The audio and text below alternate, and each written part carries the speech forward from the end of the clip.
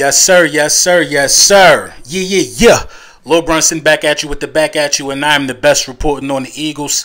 Before we get into the meat and potatoes, I want to let you guys know this video was brought to you by Print Champs, big Print Champs in the building. Get your Hurt Season hats, get all your merchandise from under the LB merchandise store. Make sure you use code BULLY10 at checkout. Everything you need. If it's not Print Champs, then you are simply going about merchandise wrong. Let's talk about it real quick, man. We got some injuries piling up. You know what I mean? The injury bug is here, and the injury bug got a lot to say about, us being 5-0 and us proceeding to be 6-0. All year, the Philadelphia Eagles have dealt with key injuries, man. Let's think about this for a minute. Fletch missed the game. Sidney Brown missed time. Reed Blankenship missed the game. You know what I'm saying? Maddox out for the year. Nakobe Dean hasn't played since week 1. You know what I mean? James Bradbury missed the game. These are key guys, you know what I mean, on the defensive side of the ball that have missed time. At all three levels, you had a key guy, a key contributor to this team, and what we like to do, miss time. And in that time frame, you had to mix and match some things. The defense had to find cohesion with other players, pull the Morrow off of the practice squad. You know what I mean? That's why, in my opinion, you see the defense sometimes give up yardage or sometimes give up big plays. We've been having to mix and match a lot, you know what I mean? And that put a lot of stress on the offense to continue to outscore guys and do their part as well. So I want to give a kudos to the offense, but also at the same time I want to give kudos to the front office for always making sure that we have really, really good depth in a lot of these positions. Let's get into the Thursday's injury report and how this could affect whoever's starting behind some of these key contributors. So Jalen Carter rolled his ankle, man, did not practice Thursday. This October 12th report. Justin Evans did not practice Thursday, knee. The Justin Evans thing is bothering me because I think he's really valuable when he's available. The Jalen Carter thing is also bothering me. He leads the team in sacks, probably the best defensive tackle in the NFL right now as a rookie. You know what I mean? You hate to see him miss time 5 games in, but it happened at practice, didn't happen at the game, and it's just an ankle. But you know, that ankle injury for some of these big explosive guys tends to be a little, it takes a little time to heal. Remember, Jordan Davis' thing was an ankle, and that thing lingered on. So, in the absence of Jalen Carter, you got guys that got to step up. You know what I mean? Marlon T, you know what I mean? Even though he was limited on Thursday, I'm looking for him to step up. Milton Williams, this is a great opportunity for Milton Williams to continue to step up and keep getting time. You know, Fletcher Cox should be back. He was also, Fletcher was a full participant, so he's definitely going to be back. You know, it's time for the defensive line to step up. But we got one of the greatest and best defensive lines from the interior standpoint and on the outside, you know what I mean, to get this thing done. You also know BG could slide in multiple spots and help out as well. So, you know, I'm not really worried about Jalen Carter missing time against the Jets. I feel like if this was a playoff game, he'd definitely be playing. Slay didn't participate. You know, the Slay one is a little more drastic. You hate to lose a captain. You hate to lose a guy in the secondary is composed as Slay. You know what I mean? Slay is as honest as they come. If it was his fault, he's going to own up to it. Slay's an amazing leader. But this opens up the door for guys like Eli Ricks to get reps. You know what I mean? I'm really excited for that, for him to get some outside reps. I think we, threw him in a slot in the fire a little bit last week, and he's not ready for that. That ain't his thing. He's an outside guy with the length and the jump ball ability and the jump route ability that he possesses. So, you know what I mean? Those 3 guys did not participate at all in practice. Sidney Brown, limited. That's good to hear. You know what I mean?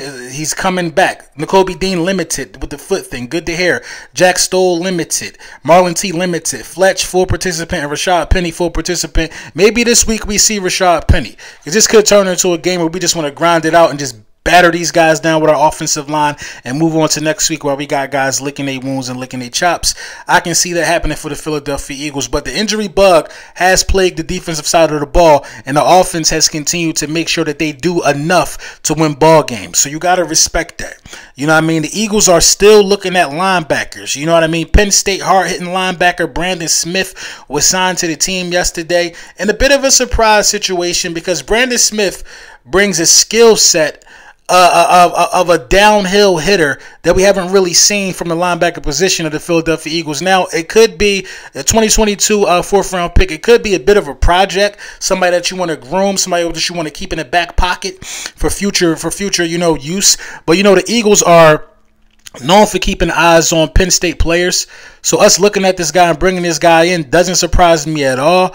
But will he see playing time this year? Who knows? Because the linebacking core has always been one of the biggest question marks. You know what I mean? We don't like to spend money there. We like to just acquire guys there, use them for a year, and move on. If we could, in a perfect world, I think, Howie Roseman sees the future of the linebacking core being Kobe Dean and a guy like Brandon Smith. You know what I mean? Because Zach Cunningham is going to want to get paid next year. You know what I mean? They all end up wanting to get paid. You see what happened with Kaiser White and TJ Edwards. You know what I mean? So if you could pair up Kobe Dean with somebody that can scrape and do the things that Zach Cunningham is doing, I don't think Brandon Smith is there on Zach Cunningham's level from a tackling standpoint and run fits at all. But at the end of the day, it's worth stashing somebody and keeping them in the tuck. You never know when you got to elevate one of these guys or whatever. Man, I'm still waiting to see Christian Ellis because I think that he showed a lot in camp. You know what I mean? Probably one of our best linebackers, probably the best linebacker in camp, if you ask me. But at the end of the day, man, getting these guys healthy is a major concern for us.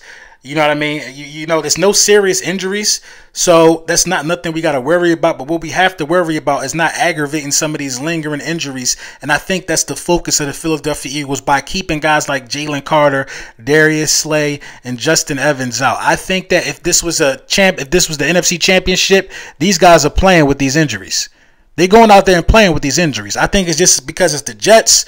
We don't see the need to try to go out there and aggravate things that don't need to be aggravated, man. You could throw some tape on the ankle. You can get a good 60 minutes out of a guy like Jalen Carter. You know what I mean? We all know this, but it's not worth it. We're 5-0. We play the Jets, who we haven't lost to in franchise history. So every time we play the Jets, it's beginning to get a little tense. They know it. They've never beat us. We know they've never beat us. So, we got to continue to go out there and do our job no matter how the scoreboard looks. So I'm looking forward to seeing this, man. We could jump into the keys to victory right now. What do the Philadelphia Eagles have to do to beat the New York Football Jets? I think this one is a pretty simple game plan. If it's me, I'm coming out being physical. I'm asserting my will. I'm letting my offensive line let their defensive line know it's going to be a long night, ground and pound football.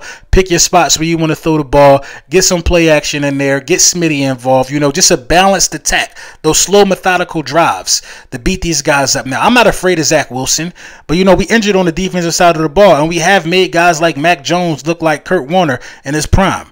So, at the end of the day, man, I think, you still want to treat this like any other opponent. You want to control the clock.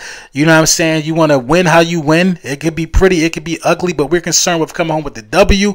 And then, everything else falls in line. On the defensive side of the ball, I think, you got to get after Zach Wilson. You got to make him uncomfortable. You got to move him off his spot. You know what I mean? Hopefully Jalen Carter turns a leaf and does come out and play, but as of right now, it's not looking good. That's what Nick Sirianni said as well. It's not something that he'll miss a lot of time for, but, I'm cool with him not playing, and I'm cool with some of these other guys showing what they worth. You know what I'm saying? I'm cool with it because if the run game looks different, I mean, if the pressure looks different, if we can't do certain things in the absence of Jalen Carter, you know what I mean, then we learn a little bit more about, our backups. So with that being said, man, I got the Philadelphia Eagles winning this game. You know what I mean? Like plus 17, if you want to be honest. I got the Philadelphia Eagles winning this game 33. I'm going to go 33-14. The Eagles should take care of business on the road against the New York Jets. I just think we're the vastly more, talented team. I think we got depth in all the right places, and I think we could confuse Zach Wilson, and we could make his life, quite frankly, a living hell. But listen, you got to go out there and you got to go on the field and do it. I want that 6-0 bat. Let me know what y'all think in the comments. Let me know your score predictions. We're on the road to 6-0. Let's get these guys healthy because we got some big matchups coming down the pipe.